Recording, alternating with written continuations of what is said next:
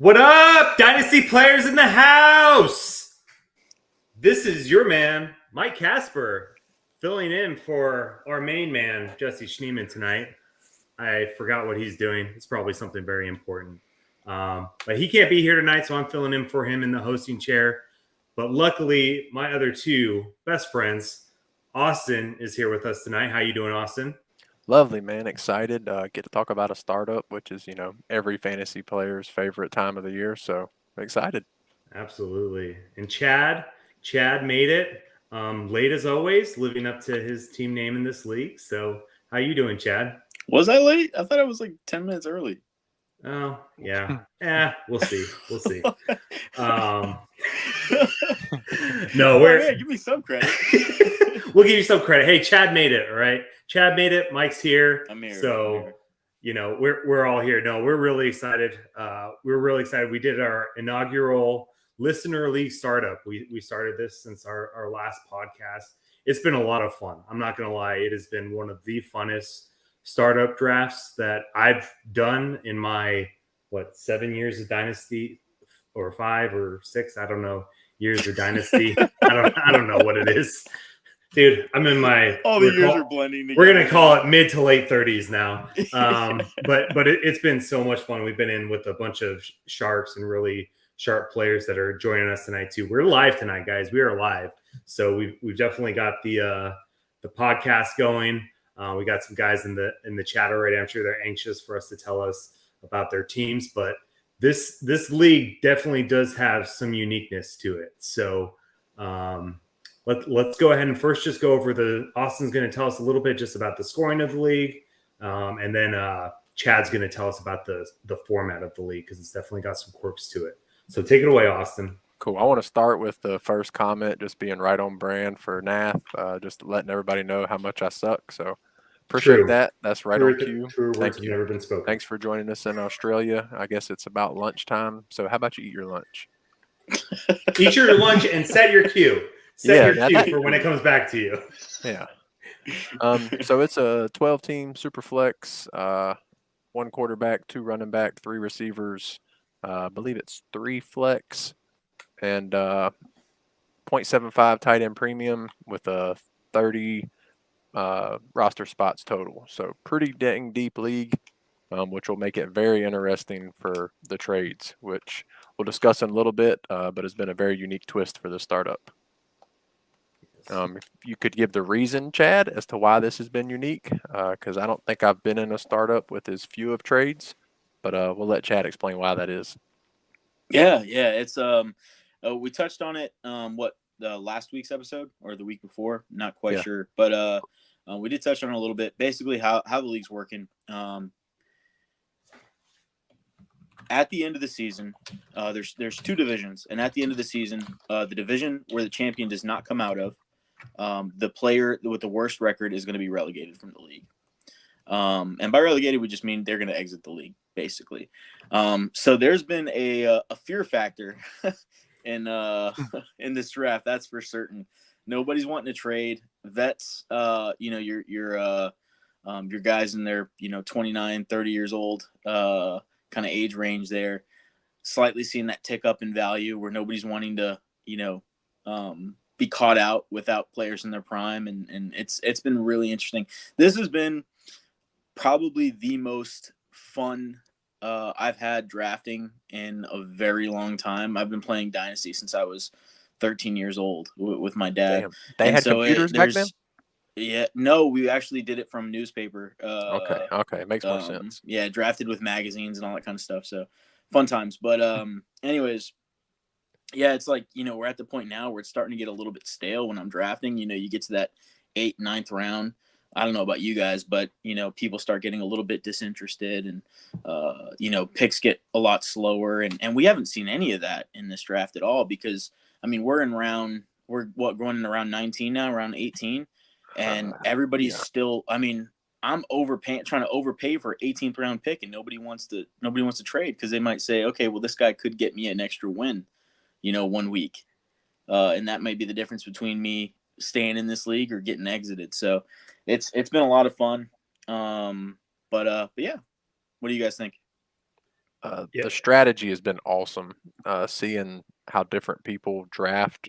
I've done startups with at least 75% of the league, and just watching them how different they've drafted this startup compared to other ones has been really cool. I'm seeing, like you mentioned, some of the vets go significantly earlier. Some of the position groups will you'll see 7, 8, 9, 10 picks in a row of the same position, just because somebody, like you said, somebody doesn't want to get left out in that tier. It's been a really fun curve, and as you mentioned, I feel like I'm glued to my seat every time. Like, oh my God, is my guy going to make it? Is my guy going to make it? And most of the time they don't, if we're going to be honest. Yeah, and one of the other things that is really interesting is it feels like a small change. Like when we were kind of coming up with ideas for how to do this league and how to get involved in subsequent years, it felt like a really just small idea, but man, it's made such a huge difference in the way people are playing, and there is no consensus for this. Right. There's no by the book here. So it just looks like everybody's trying to figure out in real time what the best strategy is. And like I said, I've been doing this for quite some time, and it's been a long time since I've felt this way drafting, where I'm like, okay, am I making the right decisions here? Like, am I doing this? Not just am I picking the right players, but conceptually do I have the right strategy going into this? So yeah, it's been a lot of fun. And some things we did too, just for our listeners' sakes, because this is when you get into where we are, where we're in 10 plus dynasty leagues. I don't like to join a new league unless there's something to kind of shake it up. And so this is something that made it very interesting, right? But we also did the Derby thing, right? Where you randomize the order on Sleeper, and then based off that order, you pick where you get the draft. And this was a third round reversal as well. So that means once the second round's over, for those of you that aren't familiar, the third round starts at the person who had the 112, essentially. So, and Austin, you talk about that a little bit, because you had the first pick and you decided to actually go to the 112, but it was just another wrinkle that kind of went into the strategy of where you wanted to pick. And I'll just speak personally. There were 7 elite QBs that I saw. I think I was picking 4th or 5th. That my tier was at, of really quarterbacks that I trusted. I think there's lots of argument of where the elite tier, quote unquote, of QBs are, but the ones that I trusted, quote unquote, that's where it stopped for me. So I chose the 107 based on where the Derby ended up for me. So I don't know, Austin, do you want to talk about that strategy at all for a minute, or do you want to jump into it? Yeah. Being you first being first was obviously a surprise to start with. I don't ever get lucky and get the first selection. But then I didn't really know what I wanted to do. Normally, I like picking in the back half of the first round. Specifically, my preference is 10 or 11 usually. Mainly because currently in Dynasty, I feel like there's, I don't know, roughly the first 2 rounds feel great for your value, how you want to build your roster. You can get either 2 quarterbacks you like, no quarterbacks you like, or somewhere in between, and have a loaded first 2 rosters spots. That said, my hope was to go quarterback, and then at 301, I was going to be able to take the skill position of my choice. Assuming guys like the top 2 or 3 receivers went off, I was going to be looking at one of the quarterbacks I like at the 12 and the 2-1. Didn't realize I was playing with everybody who was really smart, so it didn't quite work out how I wanted. But overall, I'm happy with the start. But as the rounds went, the turn has been brutal. Waiting those 2 rounds definitely made me kind of regret my decision. Yeah, for sure. Been fun. All right. Hey, well, I'm going to try to share my screen here for those that are watching on the YouTubes. See if we can get this up here. Close the files first, Mike. Oh. Get the Pornhub down. Yeah, right. Is it showing on there? All right. So we got it up here. So you see we're going to go over the first 2 rounds first, because it's kind of interesting. So it went pretty chalk up front. So Josh Allen, Patrick Mahomes, Stroud, Hurts, Burrow, Lamar. I went Justin Herbert with my first pick, then A-Rich, Caleb Williams, Jamar Chase, CeeDee Lamb ahead of Justin Jefferson, who Austin took with his first pick. Then Kyler Murray at the turn, Dak, followed by Jordan Love, moving up boards. St. Brown, Marvin Harrison, Bijan, I took in the middle, first RB off the board. T-Law, then Purdy, Sam Laporta, Brees Hall went to Chad, Jaden Daniels, and then Jamar Gibbs. So from the first 2 rounds, either from your guys' teams or from some other teams, what did you guys see, and what maybe did anything change your decisions with how the second round went, or Yes. what kind of made things happen for you? Austin, you want to go ahead and start? Yeah, being like I said, I had the 3-1. I was really expecting one of Brees or Laporta to make it to me. Which, as I mentioned, I wanted quarterback, and then best of at 3-1. So I was fully expecting one of those two to fall. So when they didn't, which is, late second makes sense. It was just kind of, I was hoping more people would go quarterback. It kind of threw a little curveball I wasn't ready for. Gotcha. What about you, Chad? Yeah, I got sniped there with Laporta. I wanted Laporta. And when Laporta went, I'm not really one to take running backs early, but for me, after those first, 3-4 running backs, I just knew I wasn't gonna pick one. Like, I was gonna wait too long, and so I just went with Hall, who was the guy that I was super comfortable with at the position. So, yeah, I was okay with that. Didn't love it, but okay. And yeah, like Austin said, I think this round was first and second rounds were pretty much what I expected. I think maybe, like he said, with the quarterbacks, expected maybe a few more quarterbacks to go in the second. I thought Goff and Tua might make it there.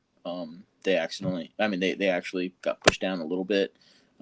Thought Jesse might go with Tua, but yeah, he should have. He doesn't believe in anything he says on this podcast, apparently. Yeah. So as everybody knows now, don't listen to him when he's talking about how much he believes in a player. Yeah, he took Mr. Irrelevant Brock Purdy over Tua. So Purdy's my boy. Don't be confused. He's well, I think you also skipped over him, if I see correctly. Look, I had Marvin Harrison in my sights, and this will be the theme of tonight: is C. Stroud constantly sniping me until we get in the double-digit rounds. I don't believe that's his name. I think you had a different name for him, if I'm not mistaken. Yeah, it was Chief Dick. We're going to call him Chief Dick for the night. So good old Chief Dick or Dick Chief, whatever he wants to go with.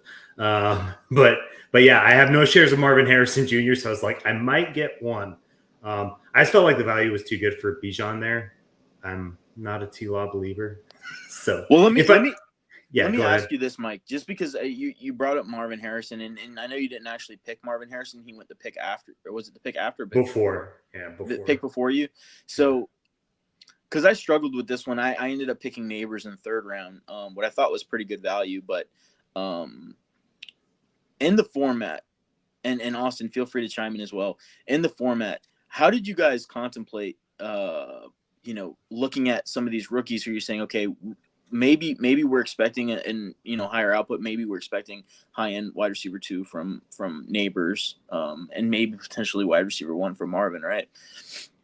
And that's what we're like, okay, that could happen.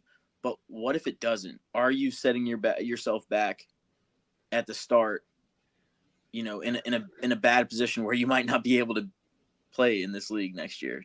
How did you kind of struggle with that? I mean, I guess I didn't. With Harrison, I didn't really think about the not playing in the league next year if he doesn't produce. I thought more about the value of him, and about how I would, even if he had a quote unquote not great year, he wouldn't lose much value, right? So, and I find it hard to believe that he can't have a decent year with what's there. But let's say you pick Marvin, right? And he has a decent year for rookie. Let's say he's wide receiver 23, 22, right? Which is decent for rookie. Picking that in the second round, that really could hurt you in this format. Yeah. Right. It really, really, really could hurt you because you're picking him with the likes of, Amon-Ra St. Brown, Sam Laporta's, Brock Purdy's. That could guys finish in like gonna, the top 5, top 3 of their position, right? Exactly. So you're setting yourself back from the beginning, which that's something I struggled with the neighbors pick, which I got him at 310, 311 or something like that. Yeah. Which I thought was great value, but especially being in that, what's probably going to be a bad offense. Like, man, what if this guy doesn't put up, high-end wide receiver 2 numbers? Like, am I really killing myself here? Yeah, Neighbors would scare me a lot more than Harrison personally, due to the offense and the quarterback specifically, and being he's your clear one. Like, you didn't take another guy until round 7 at receiver. Whereas Chief Dick, well, he's not my clear one for production, Wilson. right? He's not my clear one for production. I'm hoping, much later in the draft, I ended up getting like Keenan Allen, Hopkins. I'm expecting them to probably score more than Neighbors. Which is even scarier because you took them in the 3rd round. Yeah. I mean, exactly. Yeah. So, yes, what you're looking at the receivers after, I would have preferred Olave, Waddle, and Ayuk personally. Mm-hmm. But I also know how much you've been a Neighbors guy, and on top of it, he's a Giant, so I get it. But we will discuss the front, especially the first 5 picks of your draft, minus Brees and Stroud, which they are who they are. It gets a little sketchy on the I'm trying to win this year thought process. But you also did good later on trying to fill the vets in, which I'm assuming was your plan from the get-go. Yeah, pretty much. Yeah, it was get the high-end young assets that I really, really have faith in or that I really like. And I'm not really concerned about I'm not as concerned as a lot of people are with Kyron Williams, to be honest. I thought that was a very, very much a high ceiling kind of player at that value there. But yeah, further on in the draft, it was get as many high scoring vets or vets that I think could be high scoring as possible. So that's where I went there. Yeah, I will say just for my favorite first 2 round start. I mean, besides mine, I do like Storm Bless at the 102. His start of Mahomes and Jane Daniels. I think that was an interesting 1-2 start. I hate to say it, my favorite's Jesse's. Yeah, mine too. Burrow and Purdy. I mean, that's really good value in my opinion. Yeah, that's my favorite too. I also don't hate yours, Austin, Justin Jefferson and Kyler. Yeah, having JJ fall to the 112, which Mike knows, he did the same thing. He went JJ Chase in a startup this year. It was a nice surprise, I guess. Seeing Jefferson as the wide receiver 3 off the board felt a little odd. But I guess it's the JJ McCarthy worry. But I'll take it. I was happy to get him at 112. I hadn't been able to acquire any shares in probably a year plus at this point, so it's nice to add one more. Yeah.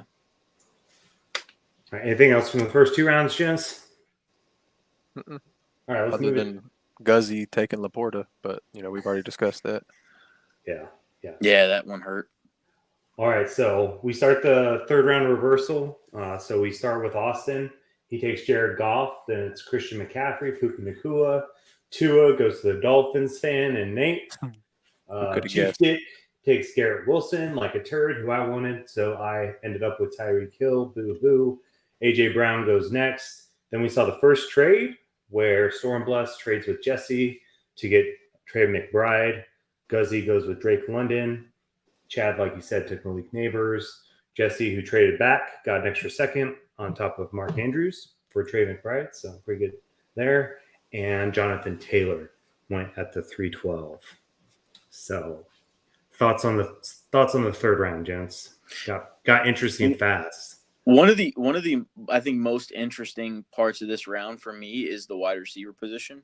And it's because every single guy here, besides Tyreek Hill and AJ Brown, are gonna or most of the guys here. I shouldn't say every single guy because Tyreek and AJ Brown are there, but most of the guys there have significant question marks. Like Puka Nacua, phenomenal, unbelievable first season, right? But is that kind of success sustainable to year two? Well, I mean, we don't know until we see it.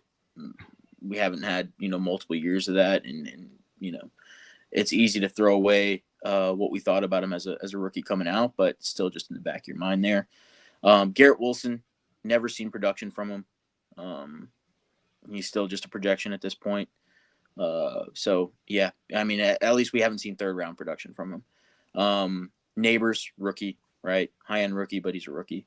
And then Drake London, who a lot of people are expecting to be really, really good this year, and myself included. I really, really like him for this year, but all projection as well. So it's going to be really interesting how that ends up shaking out down the road. If anybody regrets their picks there, and if that's kind of a part of the draft that ends up screwing some people. So, yeah, I agree. It's a risky. Puka as the sixth receiver off the board is extremely scary to me, but I guess you bring up a valid point with Garrett Wilson because to me that's an easy decision. But like you said, I guess we haven't seen that wide receiver one production from Wilson, so it is an assumption at the same time. I mean, have we even seen high end wide receiver two production? I don't think so. For periods of time, absolutely. It's just not for a whole season. Periods of time is not going to help you in this league. You need it for the entire season. Yeah. Yeah. Yeah. We'll see. It'll be interesting. I'm not going to lie. After my first three picks, I was feeling real good. I liked having Herbert and Bijan and Tyreek. I was like, man, this is good. I could have the draft go like this despite getting sniped twice. I'll take it. Did you think about McBride over Tyreek there, or were you just not worried about tight end yet? No, this is where I was the format of hey, this is where like being in the middle, I was like, I looked at the tight ends that were left. I mean, considering no one else had taken a tight end, I think if someone had taken McBride before me, I would have maybe thought about a tight end earlier, but I felt like take the elite wide receiver because I felt like there was a pretty clear drop off after Hill and Brown as far as point scoring this season. Yeah. That's fair. Yeah, I guess we'll touch on Chris's comment here. He said, for those not tuning in live here, injury will end up affecting so many of these top players too. Keep that in mind. We never know how anyone's season is going to shake out, and that's from Chris Stroud here listening. So thanks for the comment, Chris. But yeah, I mean, completely agree. It's impossible to predict how this is gonna go down right now. We're just doing our best to kind of analyze generally how things have gone. But yeah, it's going to be impossible to say who's going to be out of this league at the end of the season. Yeah. We pray everybody's healthy. That's really the hope is, when you're drafting especially, you just hope this guy's going to play 17 games, even if it's very unlikely. Yeah. But I'll absolutely talk shit about Chris's team the rest of the night. All right. Let's go into the fourth round. All right. You guys got anything else for the third round? No, I think Sun Devils going with Gibbs and then JT is an interesting strategy. I liked it. I liked it a lot, just because I knew, as far as the premier players, the wide receivers had gone. As far as like the point scorers, the guys were locked in, and barring injury, I think Gibbs and Taylor are pretty reliable options. Barring injury, of course, which running back is hard to say that, but yeah, I mean, if those guys can stay healthy, they're going to produce, and you can't say that about a lot of the options that were left at other positions. So I liked it. Yeah, good. That's fair. Well, what were your thoughts on it, Austin?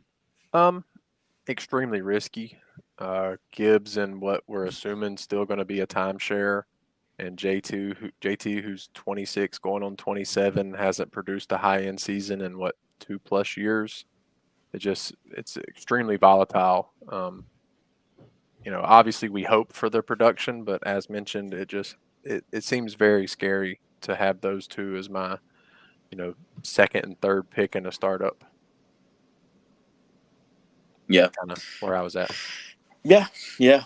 Some of the other options there were like, guys like, I mean, I guess some of the next picks were Ayuk, Watson, Pittman, Barkley, Pitts, Waddle. Like at that point it's so tough. So I guess if you're going running back, was there anybody else? Who would you consider in that slot over At running back, JT is the pick. Yeah. But I'm probably grabbing the quarterback of my choice there, which I guess I would probably take May over JT.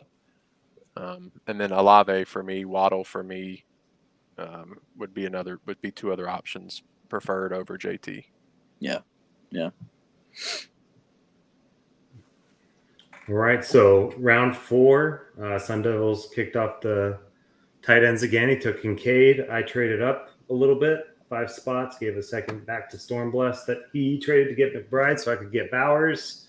Chad took Drake May, then Kirk Cousins went. Olave went to Jesse, Etienne, then Waddle, Pitts, Saquon, Pittman, Watson, and Austin ended out the round with Brandon Ayuk. So the trade for me, so just after Kincaid went, I did not think Bowers was going to make it to me at 7. So just looking at it, I figured Chad was either going to take May or Bowers. You could tell me which one you were going to do. Obviously not knowing what Stormbless was going to do. But I also thought Dave was probably going to take Bowers too, right in front of me. So I figured that was an easy trade back. Also, Stormbless had just given up his second, so I figured that'd be an easy trade to get him his second back to be able to move up to get Bowers. So I was trying to make that happen. If that didn't happen, honestly, he ended up taking Waddle in that spot anyway. That's probably who I would have ended up taking, as weird as that sounds, to pair them together. Glad I didn't with who I ended up taking in the next round, because then that would have looked really weird. But yeah, that was how that went. My big surprise to me was Cousins at the 4-4. That was my surprise too. That was I get it, but yeah. I get it too, and I thought it was gonna start a run, to be like a huge run, to be completely honest, because man, a quarterback coming off an Achilles in that weird Atlanta situation, and I get it, he was playing at an elite fantasy level last year. He was playing MVP level, before the injury. Yeah, that's what I'm saying, elite. So, but that was one that kind of shocked me with guys like Olave and Waddle, especially going after him. But what are your guys' thoughts about that round today? Did I pay too much for Bowers? Were you going May all the way, Chad? Yeah, I was going May. I was actually my battle there was between May and Pitts, actually. So I wasn't even thinking about Bowers there, and that was purely format. Just because I believe in that I believe in that Atlanta offense quite a bit more than I do what they're doing over there in Vegas. And Bowers, tight ends just struggling year one has just been a thing. Outside of a few guys there, but yeah, I just wasn't sure about the production with Bowers, and if I was going to go tight end, for the premium, I was going to make sure I could take advantage of that premium, or what I think I could possibly take advantage of that premium, and Pitts was more so on those lines for me. Yeah. What about you, Austin? Any thoughts on this round? I hated one of the tight ends didn't make it back to me that I wanted, which was Pitts, Kincaid, Bowers, Andrews, McBride, any of them. So that part sucked for me. But otherwise, Cousins is definitely a surprise, but I think this is where the format we included comes into play. If you can get 2 to 3 years of what you're hoping is top 5 production, then it's worth it at this point. You secure yourself in the league for a couple years to build a roster that you can hope to replace Cousins with during that time frame. Yeah. But quarterbacks were flying off the board. I remember looking at it now, it doesn't feel so crazy, but I remember during the draft, I'm like, God, they just keep coming off, man. Am I even going to be able to get another one? So by the middle of the 5th round, dude, I was shitting my pants. I was like, what is happening here? They're just all going. And they just kept coming off. And then by the time it reached back to me in the 5th, I was like, I don't want to take another quarterback here, but what choice do I have? I just took Drake May in the 4th. I'm gonna be kicked out of this league next year. So yeah, I just I went ahead and went with another quarterback. But I also think Watson at 4'11" is pretty dang early for what his value is currently. Yeah. JJ McCarthy's still there, Bryce, Nix, Levis, all still there. I mean, Baker went a few picks after him. Yeah, which I think they're about the same value. I've tried that trade a couple times, and everybody's tried. They want Watson over Mayfield, so I think that's about the same. But still, like you said, that's crazy how early they're going. Yeah, I mean, that's what I meant. I didn't mean comparing them. I just meant both of them, going in that range. Like, that's when I got the, kick in the gut there. And then McCarthy went 2 picks after. Here, let's go through round 5 really fast, because this is where I get the good, nice old gut punch from Chief Dick. So Sweet went Hawkinson, and then Kelsey went immediately after. Baker, Rome, Chief Dick took JJ McCarthy. I went A-Chain, Nico, Devontae Smith to Jesse on brand. Metcalf went. Bryce Young went to Chad. On brand. Yeah. DJ Moore.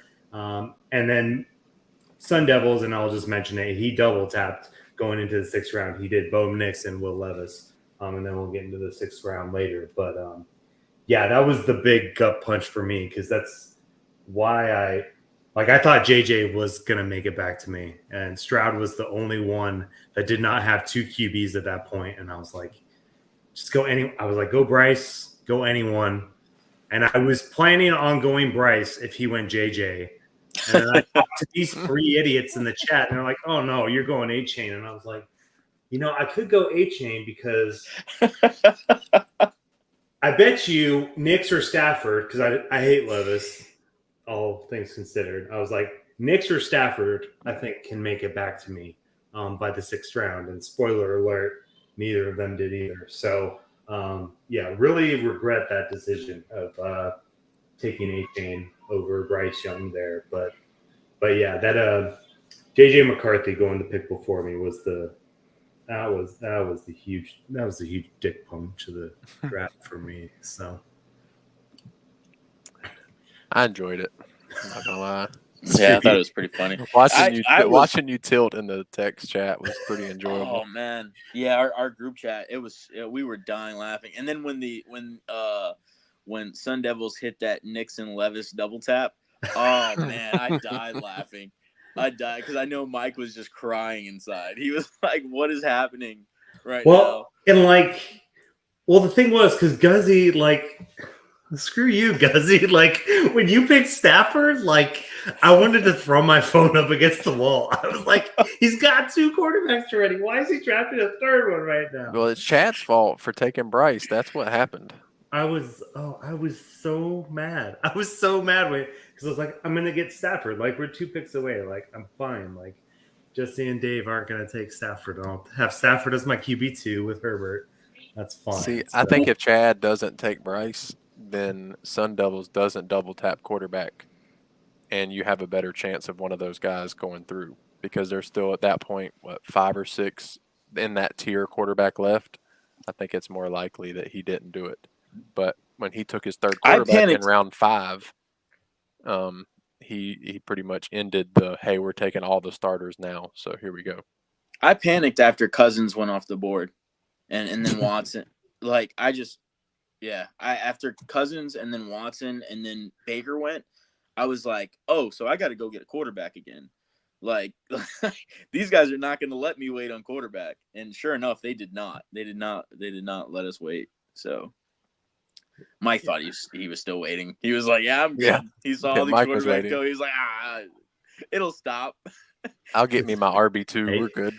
Hey, if A-Chain and Bijan bring me to glory, then I won't complain about it. Yeah. I just knew, because picks force other picks, right? So as soon as everybody saw the quarterbacks going ahead of other players that are probably more valuable than them, I was like, oh, people are going to freak out about this. So, kind of forced everybody's hand. We really see later on in the draft, at what you just mentioned about 1 pick altering the next 10 picks. We really see that as players start coming off the board in bunches. for sure.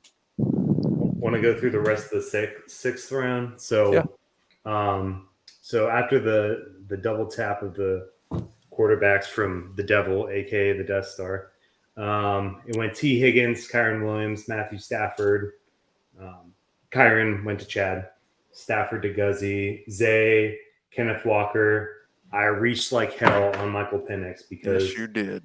there was nothing else after him, and the guys after him, like, and I get it. It was Pacheco, Brooks, Jacobs, Pickens, and White, but I'm gonna take the quarterback, and it worked out for me in the end. And just spoiler alert, like I got Aaron Rodgers and Justin Fields later on, so like I've got my dart throws at quarterback as long as I can put a starter in there. I feel like I got it done. But yeah, 6-7 for Penix made me want to absolutely throw up. But I knew Penix would. There's no way I don't think Penix would have made it back to me. I definitely think he would. Oh, the shot. One of the shocks of the draft I for don't me think was so, Guzzy no. not going Penix. I thought for sure I thought he going was too. That's why I Penix thought I was with that getting pick. Stafford. Yeah, That's why I thought I was for getting sure. Stafford. So yeah, I thought he would wait and then just hit Penix. And that Stafford pick kind of threw me for a loop there. Yeah, that was hilarious. But we got the man on the clock joining us. nice, Mr. Dave nice. Donaldson. Donaldson, I sent you a trade, man. Look at that before you pick. Don't accept it. I just want to see him tilt. yeah, well, hey, we got guys in the chat. So if we got C Stroud or Nath or Daz or Dallas, hey, if you were picking in the 6th or the 7th, would you have taken Penix over any of those guys? Got to know if he I'm would gonna have made be it back honest. to me. I feel like that was the biggest reach in the draft, just on pure value terms. That's how I viewed it when I saw the pick. I understood you tilted, and you had to do what you had to do, but just looking at the draft, that felt like the biggest reach in the draft. I don't understand how a quarterback picked 8 overall can be a tilted pick in a value pick in a draft. I mean, because they just signed a quarterback for $140 million guaranteed. And the Broncos just cut a quarterback with $75 million guaranteed. Because he's not good. There's a difference. Kirk Cousins may never play again with a torn Achilles. Yeah. I mean, I hear you, and you could be right, but it really felt like when I saw it, I was like, wow, that's pretty insane. I mean, he made it to like round 12 in the last startup I was in, which quarterbacks were going off the board. He was like the 30th or 32nd quarterback off the board. Okay. Man, I don't even like Penix. I'm with you. I'm with you as far as like value. If you're just looking at it from a pure value standpoint, right? But I don't think it was that big of a reach. I mean, I think if you look at it and say, okay, the next quarterback off the board was Aaron Rodgers, and then it was who was after that? Fields. Fields. No, it was Fields. Yeah, Fields, and then Geno, and then Daniel Jones. Like, I mean, I would have rather gone Pickens or honestly about any of the receivers in the next round we're going to get to, and then even in round 7 taking Rodgers, or round 8 taking Rodgers. But I got Rodgers in round 9. Yeah, that's cool. You didn't know that in round 6 when you took Penix. I mean, I don't know. I mean, I think I like it. I think I like. You know what was interesting is I was like debating, and this is why. Sorry, this kind of goes into the round 7, but I loved seeing the tight end run. That made me happier than anything because I was debating between Penix and Worthy. Yeah. Was where I was going, and I ended up with Worthy. So like that was where, like, the fact that Chief Dick didn't go Worthy there, like, shocked me. I was like, man, he's gonna pick Worthy. Like, there's no way he's taking tight end here. And then he took one of the tight ends I hate the most. So, Chad, your trade has been accepted. How about you make your pick that you've been trying to trade up to for a round now? Okay, good, because this lets us talk about something. Chad is trading up to the 17th round, to the 17-7 to select. Dun, dun, dun. to select I knew it. Theo Johnson. I knew it. Did you guys see the Darren Waller music video that came out today? Is he rapping? No, he's singing about his divorce, and it's the worst music video I've ever seen. But also, it's hilarious. And then it's being made a mockery of on social media, which I don't support. I mean, poor guy, right? Like, he's probably dealing with a lot with his divorce and everything. But anyways, beside the point, he's not at OTAs, and he's releasing a music video. That dude is retiring. He's done. Yeah, I mean, a lot of vets aren't at OTAs, but you could obviously be right. He's the only giant not at OTAs. Dang. Dayball confirmed that today. Chief Dick here. He's the only New York Giant not at OTAs. Dang. That sucks. Yeah. Cool. Okay. Anyway, round 7. Enough about my Penix. See, it's not as fun. You guys need to watch the music video. We should have forced you guys to watch it before, but I didn't want to, give my selection away. Ruin your chance. Yeah. I knew who you were going with as soon as it wasn't Wandell. I knew who it was. It was the other homer pick. I was also debating Tank Dell or Xavier Worthy also. So that was when that pick. So 7th round went Tank Dell, and then that tight end run started. So it was Njoku, Evan Ingram, George Kittle, Ferguson. Then I went Worthy, Debo. Jesse went Addison. Guzzy went Cup. Chad went JSN. Homer pick as well. Brian Thomas, and then Lad McConkey. How is JSN a homer pick? Because you've been trading for him like everywhere and stuff, and you're like, he's so much better than he is. He's like trading for JSN. I have like one other share. Yeah, that's me. Okay. I'm just kidding. I have like no shares of JSN. I'm just trying to get you worked up, okay? It makes for good radio. It's working. It's working. It's funny. So Chad reached out to me about getting my 6th or 7th, and I was like, there's 2 guys I want. I said no and decided to take Dell, and I said if I knew JSN was going to be at your pick, I would have done the trade. And sure enough, it's not only was he there at the pick, it's who he took. So no, you didn't even say if I knew he was going to be there. You were like, he's not going to be there. Yeah, you're like, yeah, if I knew JSN was going to be there, but he's not. And then as soon as I picked JSN, he sent me a text and he was like, LOL. with the annoyed face, just because of course I could have gotten a free 2nd. And gotten the guy that I was trying to decide between anyway. Yeah. But yeah. But yeah, the tight end run here was fun. I'm not gonna lie. Not fun. I was not fun at all. I was considering Kittle too if he came back to me, but he didn't make it either. So, but yeah, it's interesting to see all those names go in the 7th. I feel like this draft specifically really valued quarterbacks and tight ends. I've seen Jake Ferguson in the 10th, 11th, 12th rounds multiple times this offseason. So I thought that was quite interesting to see these guys go so early. But again, I guess it's the format. Oh, that was my pick, Guzzy. Come on, guy. Because this round was all tight ends and receivers. That's it. 3 rounds in a row, he's gotten the guys that I've been thinking about picking. Well, you traded up. You could have gotten them. That's your fault. I know, but needed tight end.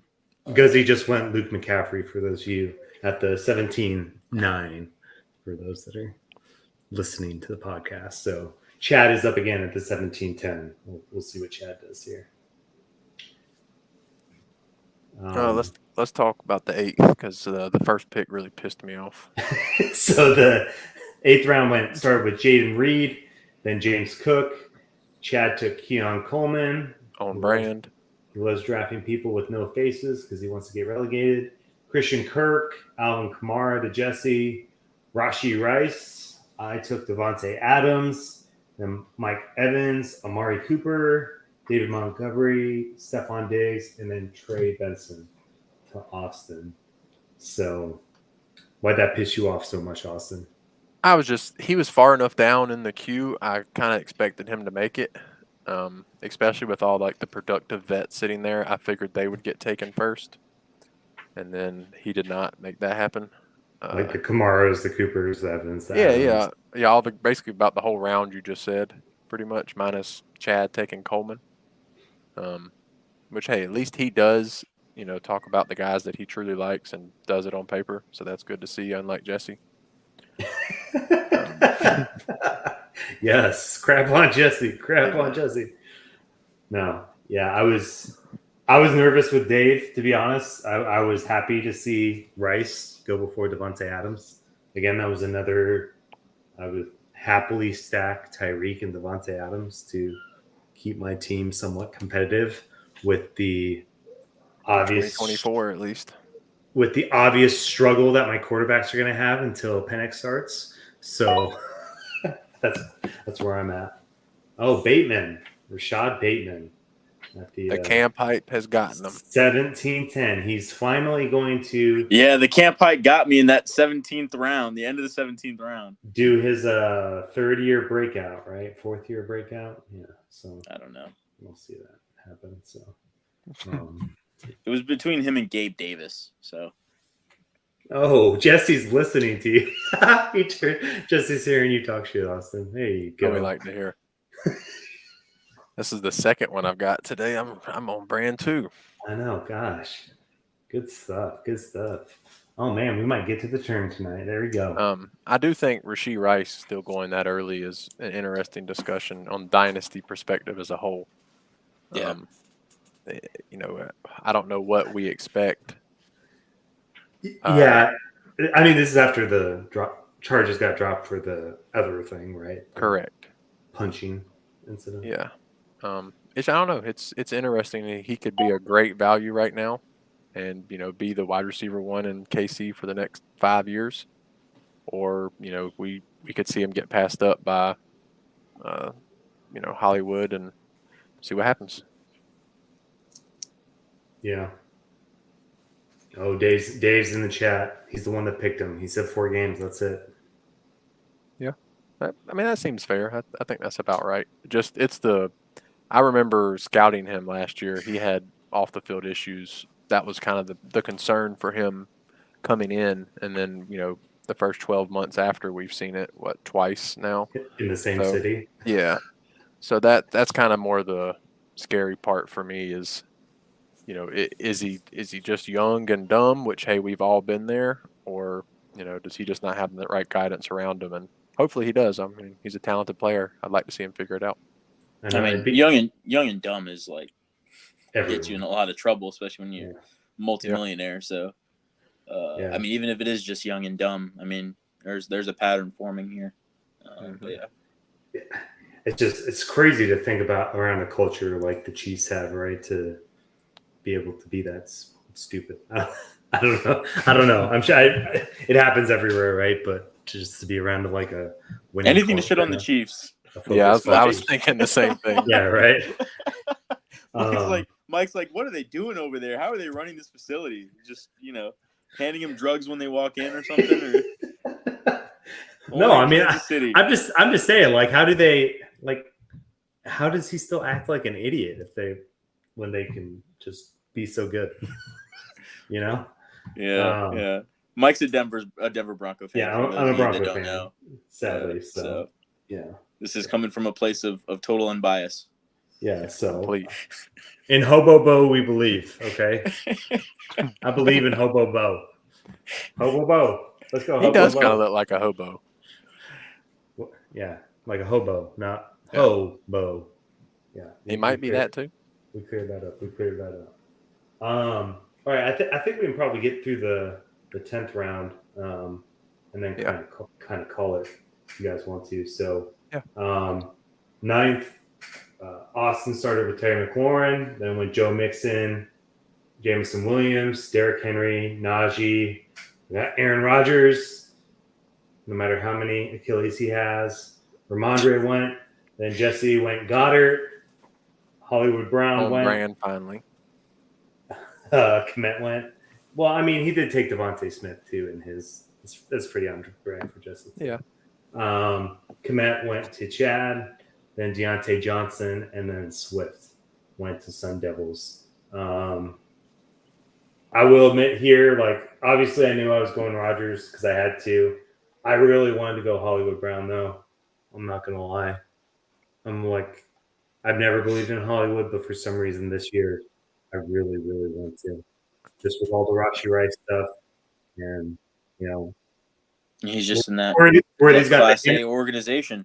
yeah, Yeah. where he's got the hamstring stuff early. So like, Hollywood's got that narrative of he's just out there doing everything with Mahomes. He's his guy right now. So I mean, he fits him perfect. It'll be interesting to see how these receivers are deployed in the offense, but Hollywood does fit Mahomes perfect, and he's on a 1-year deal, so he should just try his best to go crazy.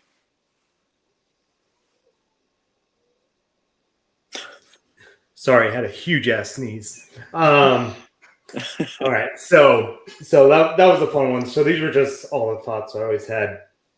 Just being in the middle, I knew one was coming, one was not going to make it back to me, and just the choices I had to make. So, oh shoot, Chad gave Davis one. You're not going to be able to get him. I knew I liked Sun Devils. Oh, there goes your boy, though. Oh, Nope, no. not saving you there. Oh, Tyrone Tracy. Not saving Chad's you there. other boy. I've got enough Tyrone Tracy. I'll survive. Yeah.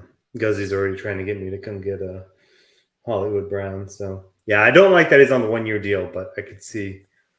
I kind of don't mind that at all, to be honest. It doesn't scare me at all. I mean, obviously, I Just feel with like his they'll have injury, the money. I just feel like I feel like he always deals with the soft tissue stuff and things like that. So obviously we don't know when the injury bug hits and things like that. But Yeah. I feel like I've seen this on another podcast where it's like if you could know and I guess this would be a good question for you guys. Hopefully this isn't like ripping from them. I guess we're part of their brand. But if you could know the stats of one player at the end of the 2024 season, who would it be? I would like to know Hollywood Brown's stats at the end of the season because I feel like he's someone who could actually absolutely explode in value. He's still pretty young, could be re-signed to a 2-3 year deal, could be a top 10 receiver. As a number one for Mahomes. So I don't know. Have you guys ever thought about that of a player that if you could know one player's stats? Yeah, for me, mine's typically Homer, so that kind of Bryce Young. Yeah. Bo Nix. Yeah. I'd like to know Bryce Young too. But no, it's Kirk Cousins for me because he just affects so many other players. That's a good one. There's Penix behind him. That gives you some insight there. Drake London, Pitts, Bijan. It's just there's a lot hinging on what's going to happen in that offense. So, yeah, I think Jane Daniels is a good one too. Yeah, to see what that offense will look like. So, I do think Deontay at 9-11 was a really good value. Probably the clear-cut one for the Panthers, whatever the heck that means. But I'm assuming he's going to be at that 130 to 150 target mark. So to get him at the end of the ninth feels like a really good value. Who's also an interesting one for me with that along the same lines of the knowing the stats of one player. Anybody in that Steelers offense? Yeah, I guess knowing Russ or Fields would be really helpful. Yeah, and not even just them, but also any of the wide receivers. Like, I'd be interested to know because, I just have no idea what's going to happen in that offense. I think Pickens balls, to be honest. I think Russ and Fields fits him a lot better than what he had. Balls. We don't know yet. He had 1,000 yards last year with Kenny Pickett. I mean, he's going to do that barring health with the two guys that are in there. So, I mean, I feel like both of them are more willing to throw the deep ball, and that's where Pickens excels. I feel like, I don't know, it just feels like a really easy pick to see a good value increase. Yeah. I'm wondering if Russ is going to be bad enough to get benched. I guess if they lose enough games, he is, but you saw his stats last year. Like his stats weren't terrible, but he was. I thought he was pretty good last year. Wasn't winning. Yeah, he was. He just wasn't winning the games all the time and things like that. So yeah, I mean defense wasn't helping either, but beginning of the year especially, right? So yeah, but yeah, it'll be interesting to see. All right, let's wrap up the 10th round. I think there's a clear drop off after that. Next podcast maybe we'll be wrapped up. We should be wrapped up with the rest of the draft by then. Yeah, we should be done. And we maybe just do some quick highlights and things like that. But 10th round went Godwin, Watson, Keenan Allen, Chad's wide receiver 1, Sanat, Pollard for Jesse, Javonte. I took Justin Fields, my first share of Justin Fields. Zamir White went to Chief Dick, Gino to Nath, then Daniel. Then we had a nice little QB run. So then I went Gino, Daniel Jones, Russell Wilson, and then Austin took Derek Carr. You say Chad's wide receiver 1 is Keenan Allen, like he didn't put up one of the most incredible seasons last year. Yeah, but he's about to be the wide receiver 3 on his new team with a rookie quarterback. No, he's not. No, he's not. Keenan Allen is better than every wide receiver in that offense. At 32, I don't know if he is. I don't think he's better than DJ Moore. I don't think so. Yes, 100%. And I'm just going off the last. So kind of DJ Moore, Keenan Allen bet with Chad. Keenan Allen was wide receiver 8 and only played 13 games last season. That's cool. That's a different offense. Was that supposed to tell me something special or? Yeah, I mean it's him. It's him. Okay. It's him. Keenan Allen is an immaculate route runner. I mean, probably the most fun player I've watched in I mean a long time. I watched a lot of Chargers. I mean, hoping that because I had a lot of Herbert. Don't anymore, but had a lot of Herbert. And man, like if it wasn't for Keenan Allen, that offense would have been atrocious, so bad. But yeah, I mean, Keenan Allen's he's gonna be incredible. He's gonna be incredible in that offense if Caleb is any good. So we'll see. So you think Keenan outproduces? 100%. I don't even think it's close, to be honest with you. We can put that bet on. Okay, I'll do it. Bet a Pokemon card. Just so you know, the three of us are the Pokemon nerd conglomerate of the group. That's right. Jesse doesn't even know how to pronounce the word or spell it. Mm-hmm. But yeah, you guys should do some kind of Pokemon card bet, like a equal value card where you have to buy the card for the winner. Yeah, we'll $20 card. We'll have to settle that in our nerd chat. Anyways, moving on. Oh, come on. Jeez, Chad. Yeah, dang. Yes or no? That was a good idea. No? I don't care. I don't care what it is. I'm comfortable. I'm comfortable. Whatever you want to give me, Austin, is fine. I'll buy you a $20 card. You buy me a $200 card. I'm not buying anything because Keenan Allen is going to be wide receiver 1. So whatever you want to buy me, you can buy me. I'm happy with it. Oh man, I like this one. This is spicy. Interesting. Spicy. What do you guys think in the chat? DJ Moore or Keenan Allen before we close up? There's Jesse right on cue with Pokemon. This idiot. All right, guys. Yeah. Go ahead, Chad. One thing I just wanted to mention, I spoke to a number of people during this draft. We have some really, really good dynasty players in this draft. We do. The whole lot of them, honestly. I mean, not just some, all of them. Really, really good dynasty players. And I've been talking to a lot of them about the format. And one of the things that people are really unsure of is just, the general strategy of what we're going to be doing, right? So do you trade within your division? Do you trade outside your division? Does it depend on what your team looks like if you trade within your division? There's just so many different kind of things going on. So I'm really looking forward to updating the audience here on how this league goes. And if you guys want to try something out like this, hit us up. We may be doing more leagues like this in the future. Yeah. I think we'll definitely have to do a weekly update too, as far as standings, who's at risk, any big trades. I think we'll definitely see the trades kind of kick up after the startup. People can see their rosters, see what they need to score points, see where they feel like they can, move away from a little bit. For instance, we didn't make round 11 and 12, but I wanted to bring this up. In between round 11 and 12 and 24 picks, 15 running backs went off the board. If that's not speaking to this format, I don't know what is, because I don't think I've ever seen that in a dynasty startup. and I've done too many. That it was wild to me. I couldn't believe. I chose Dalton Schultz at 11-1 because I was scared of Hawkinson. I was like, I'll get one of the running backs. There's plenty of guys I like. And by the time it got back, there was no guys I liked, and I still reached on one. So it was pretty wild. That was one of the bigger surprises of the whole draft for me, was seeing that many go straight. I really wanted to go Freiermuth instead of Fields, but I knew that QB run was going to happen, and then Freiermuth didn't make it back. I was so mad again. I was so mad again. And then I just continued to get sniped on tight ends as it continued to go. So I just punted and punted and punted. So whatever. No. All right, cool.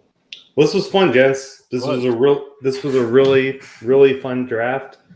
Thanks for everyone in the chat that's been joining us. Yeah, thanks, guys. That was really cool having so many of y'all in here. Yeah, I mean, heck, we've even gone through like 10 picks since we've been live, so we need to do this more often. But yeah, no, it's been great. So thanks for joining us. Chad, you got anything to go out on before we wrap this puppy up? No, thanks for joining, guys. Appreciate all of our listeners that submitted applications to get into the league. And if you submitted an application or talked to us about it and didn't get in this one, we've got your name. We've got you on a short list here. So I know there was a couple of people that reached out to me, and some reached out to Jesse, and we'll make sure we notify you if we start up another one, or when we start up another one. Yeah, and if you guys like us going live more often, just let us know. If you like to see our handsome faces, we'll be happy to do this more. But for Austin, for Chad, and for the absent Jesse, I'm Mike Casper. Thanks for listening to us, and enjoy your Dynasty Leagues. We'll catch you all next week. Bye. Peace. Later.